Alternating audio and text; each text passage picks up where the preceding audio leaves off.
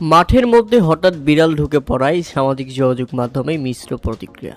অনেকেই বলছেন নকল টাইগারদের বাঁচাতে মাঠে ঢুকে পড়েছে আসল টাইগার। আবার অনেকেই বলছেন ওয়েস্ট ইন্ডিজের অতিরিক্ত ফিল্ডার। আবার অনেকেই বলছেন এটাই হচ্ছে বাংলাদেশি ক্রিকেটারদের আসল রূপ।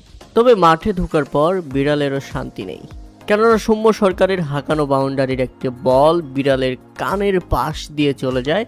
হালকা আঘাতও পেয়েছে বিড়ালটি। বল লাগার সাথে সাথেই মাঠ থেকে দৌড়ে পালিয়ে যায়। বাংলাদেশ ইনিংসের ৩০তম ওভারের ঘটনা ছিল সেটি। আথানজির করা সেই ডেলিভারিটি ছিল নো বল এবং বাংলাদেশ পেয়ে যায় ফ্রি হিট। সৌম্য সরকার ফ্রি হিট বলে দারুণ একটি বাউন্ডারি হাঁকান এবং সেই বাউন্ডারির বলটি বাউন্ডারি হওয়ার আগে বিড়ালের গায়ে আঘাত করে। তাতে মাঠে প্রবেশ করেও শান্তি হলো না ওয়েস্ট ইন্ডিজের অতিরিক্ত ফিল্ডারের।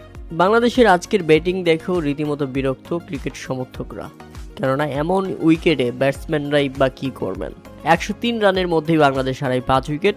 ৮৯ বলে সৌম্য সরকার খেলেন সর্বোচ্চ ৪৫ রানের ইনিংস।